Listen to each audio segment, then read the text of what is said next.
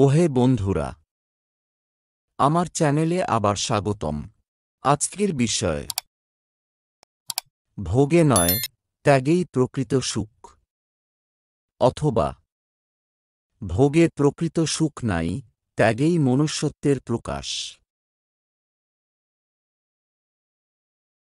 মূল ভাব, ভোগ বিলাসিতায় প্রকৃত সুখ পাওয়া যায় না। প্রকৃত সুখ আসে আত্মত্যাগের মধ্য দিয়ে। সম্প্রসারিত ভাব, ভোগ ও ত্যাগ মানবের আত্মবন্তি ও আত্মমুক্তির রক্তাক্ত দলিল।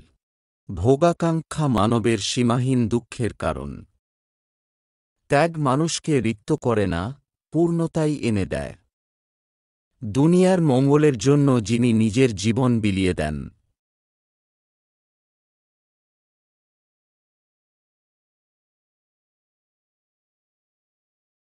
মৃত্যুর পরে তিনি আরও বড় হয়ে বেঁচে উঠেন।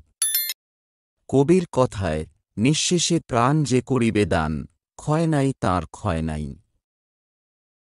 আমরা যখন ভোগের জীবন যাপন করি তখন শুধু নিজের জন্য বাঁচি। এ বাঁচা মৃত্যুর সাথে সাথেই শেষ হয়ে যায়। যখন ত্যাগের জীবন যাপন করি তখন পরের জন্য বাঁচি।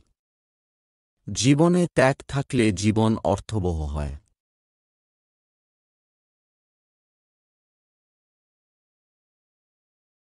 তাই ত্যাগ আমাদের চরিত্রের সর্বোচ্চ আদর্শ হওয়া উচিত। যে ত্যাগ করতে জানে ভোগের অধিকার তারই জন্য।